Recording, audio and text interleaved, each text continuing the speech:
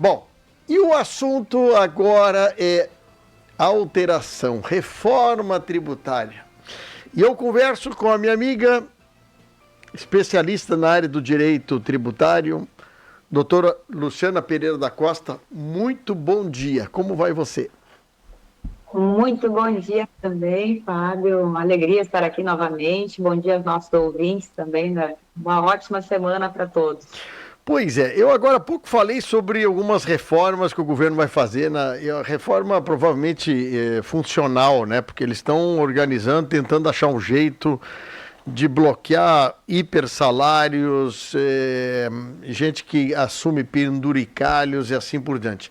Também, só para contextualizar a necessidade do governo de diminuir receita não despesa, o governo agora se acertou no que diz respeito contra a saúde pública a não mais obrigar o governo federal a pagar remédios que não estão na lista do SUS, ou seja, o governo brasileiro tem que importar medicamentos que estão em outros países para atender a população brasileira. O Supremo Tribunal Federal e o governo brasileiro se alinharam também nesse processo. Porém, doutora Luciana, existem coisas que vêm para o bem e vêm para o mal para o brasileiro. Quer dizer, saúde de brasileiros que precisam de tecnologia estrangeira, o governo agora não vai ser mais obrigado a atender. Então, aí o Supremo se alinha com o governo. Mas tem outras coisas que o governo ainda não conseguiu se acertar, que é essa questão de pagar altos salários e assim por diante. Porém, o governo começa a preparar, já está preparado, para as reformas tributárias no que diz respeito ao imposto do pecado. E é isso o tema que nós vamos falar hoje. O que é imposto do pecado, doutora Luciana? Então, bom, entrando um pouco já no assunto, vi que dá para concluir do que tu comentaste agora na abertura da nossa fala, que ficou muito mais fácil eles se acertarem para que a gente não tenha acesso a medicamentos que venham de fora, estão prejudicando ao cidadão, ao contribuinte, mas fica difícil para eles se acertarem sobre quem tem que ganhar menos e a questão dos penduricalhos, aí eles não conseguem chegar no meio termo e quem paga a conta segue pagando. Né? Então, eu lhe trato esse assunto porque nós temos uma família de camaquenses que estão em Campinas terminando um tratamento bem nesse caso que teve que ser importado medicamento pelo governo brasileiro. É um medicamento caríssimo, caríssimo. E agora, então, houve esse anúncio, quer dizer, uma família gigante, o número de gente que está dependendo do medicamento. Agora o Supremo desobriga o governo federal a trazer isso. Porém, né, doutor Luciano, numa outra contrapartida, ninguém consulta o brasileiro quantas vezes o ministro tem que pegar o jatinho para viajar para as suas casas, os congressos lá em Portugal. Eles não perguntam isso para os brasileiros, nós somos obrigados a pagar a conta que eles decidem, né? E ao mesmo tempo, agora eles acham um jeito de onerar o brasileiro com produtos que fazem parte da nossa vida. A cerveja, o vinho, alguns tipos de alimento, eles acham um jeito de tributar. O brasileiro cada vez é mais... serve de palhaço para o governo brasileiro, né? Pelo menos do meu ponto de vista. Esse imposto do pecado, doutora Luciana, regulamentação. O imposto já foi criado e agora estão regulamentando, e é esse o motivo de que as empresas têm que se atentar agora a esse acerto, né? Sim. Então, entrando no imposto do pecado, imposto seletivo é o nome técnico dele, mas a gente chama de imposto do pecado porque ele vem tributar questões que vão interferir, vão fazer nocivas à saúde e ao meio ambiente. Né? E aí dentro disso cabe um universo, né? Porque há um tempo atrás a gente trouxe aqui a questão do lobby dos alimentos processados, açucarados, né, além da conta, esses são nocivos à saúde ou não são, isso vai encarecer os produtos, né, que o brasileiro normalmente consome, porque é interessante o discurso, só que o efeito prático disso na economia, nas escolhas, como é que vai ser o reflexo? E também é interessante a gente pensar o quanto o governo interfere nos segmentos econômicos. Aqui a gente trouxe, está surgindo agora, a discussão mais recente entre as bebidas alcoólicas, aquelas que têm maior teor alcoólico e as que têm menor teor alcoólico, isso seria um critério para ter maior ou menor carga tributária? Uma consequência da nossa resposta, por exemplo, sim, quem tem mais teor alcoólico deve ser mais tributado. Então, a gente está dizendo aqui que a indústria nacional da cachaça, por exemplo, deve ser sobretaxada, que é um imposto que vai vir calculado em cima ainda do IBS, que é a tributação já alta do Brasil, acima disso, usando como base de cálculo o imposto seletivo. Então, tu está respondendo, quando escolhe isso, que vai praticamente inviabilizar um segmento econômico importante para a nossa economia e orgulho do nosso país. Sim. E vai favorecer, por exemplo, a parte da cerveja. A gente sabe que tem um lobby enorme, né? É um mercado gigantesco. E se for pensar, por exemplo, no que é mais consumido, o que realmente traz, vamos dizer assim, um maior efeito, né? Seria pensar sobre taxar todos da mesma forma e trazer aí um pouco de isonomia, ou escolher segmentos para onerar mais e outros menos, e nisso eu estaria favorecendo ou não. Então, aqui eu quero trazer um pouco para a gente pensar, e não é só a questão da bebida alcoólica, mas é em tudo. Por exemplo, mineração é um dos pontos que está entrando na tributação do imposto seletivo. Mineração envolve muita coisa que a gente utiliza e reflete, por exemplo, em construção civil. Então, eu vou estar sobretaxando um item ali que eu, sem querer, estou trazendo uma carga tributária muito maior para setores importantes de desenvolvimento econômico. Que coisa, né? Que o Brasil tem isso, né? Tu sabes que eu ontem à noite conversei com uma... Só para aproveitar esse momento, assim, uma pessoa que passou 10 dias no Canadá agora, a viagem de turismo, né? E ela diz o seguinte, lá não tem hospital privado. Lá o hospital é público e igual para todos. Claro que na hora que tu tira a nota fiscal, tu paga o imposto ali, já está ali escrito o valor do imposto que tu paga, que não é barato. Mas tu tem de graça o transporte, de graça a saúde, a previdência é um regime único para todos. E isso é uma coisa que os caras desenvolveram lá no sistema, onde todo mundo que paga imposto é tratado igual. Aqui, quem mais precisa, que é o menos favorecido, o menor salário, esse é o que pena mais para conseguir uma consulta, conseguir uma cirurgia.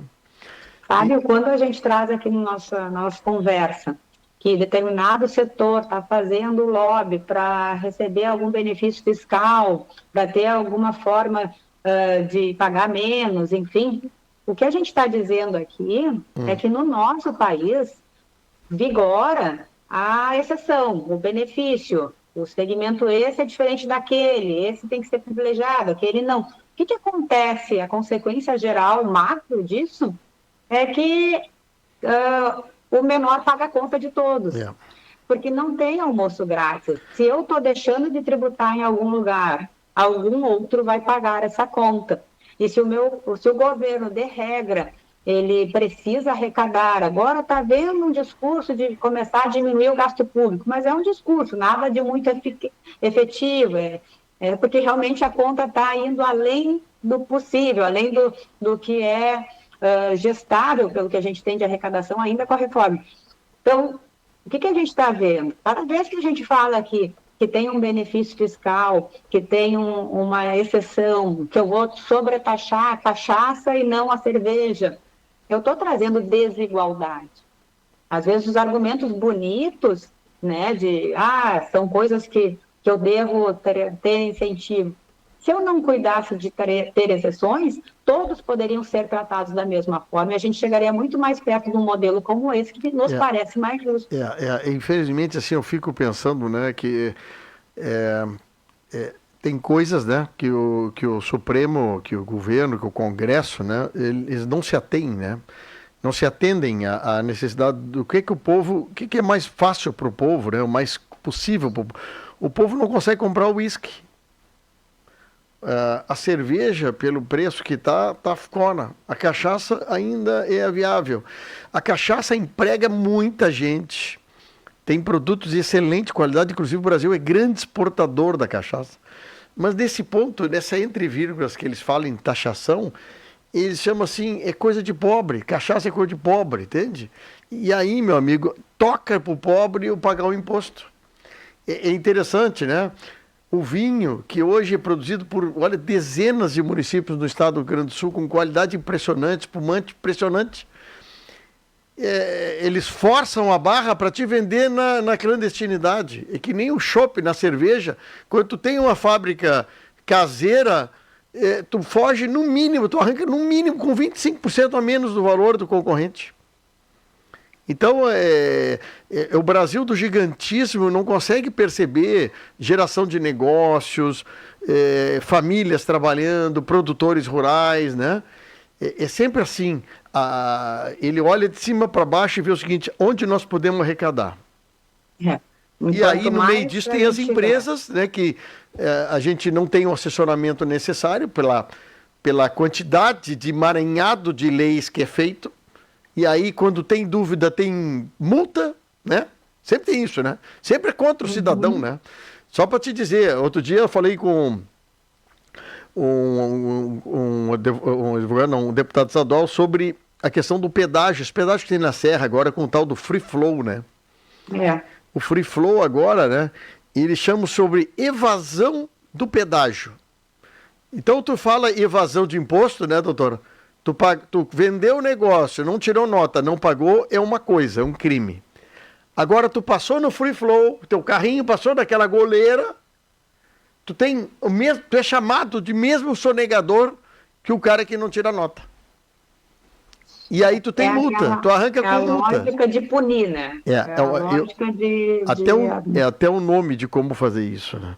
Bom, mas me diz uma coisa, isso aí então já está sendo feita a regulamentação agora disso e provavelmente também com os lobbies vai se adequar de acordo com a pressão do lobby, quem vai pagar menos vai pagar mais para poder, é isso? É isso, e a gente vai ver o quê? O preço final ao consumidor ficando mais alto, determinados produtos chegam a ficar até inviáveis de entrar no mercado, porque o preço fica realmente muito alto. E é isso que traz, vamos dizer assim, a parte de desemprego, diminuição de empresas, porque algumas não conseguem sobreviver porque já trabalham no limite, e aí a carga tributária vem em cima sem essa observação de cuidado, simplesmente taxando, aí termina inviabilizando a empresa. Então, é aquela curva de Laffer que a gente fala na área tributária, que tu chega no ponto máximo de tributação que tu estrangula. Tu mata a galinha dos ovos, acaba a economia, né? Então a tributação termina passando o ponto. Pois é, deixa eu te perguntar um assunto sobre o negócio do ICMS também. Essa mudança, há uma mudança no convênio do ICMS e justamente com essa questão da guerra fiscal entre municípios e estados. Como é que está aí essa história, hein? Então, ficou estabelecido que na transferência de mercadorias de um mesmo estabelecimento, mas entre estados diferentes, o que tem a nova norma? É opcional agora a transferência desses créditos. Antes era obrigatório, agora passa a ser opcional, né? A empresa escolhe mandar os créditos no estado de origem. O que acontece? Eu posso escolher mandar os créditos para o estado de destino ou manter no estado de origem. Tá. Se eu optar por manter no estado de origem, eu corro o risco de não aproveitar integralmente. Então, começa aqui um ponto. O parágrafo único da cláusula primeira desse convênio federal, que regulamenta essas regras, diz assim: os estados são obrigados a assegurar apenas a diferença entre o crédito de CMS apurado na operação e a alíquota interna. Então, por exemplo, a alíquota interna é de 18% do estado. A interestadual é 12%. Então, o contribuinte vai ter direito a 6%. Tá. Só que, dependendo do estado, essa diferença é maior ou menor. E como eu posso escolher se eu vou deixar no estado de destino ou de origem, eu posso também começar a olhar para os estados sob essa ótica de quem vai gerar mais crédito. Entendi.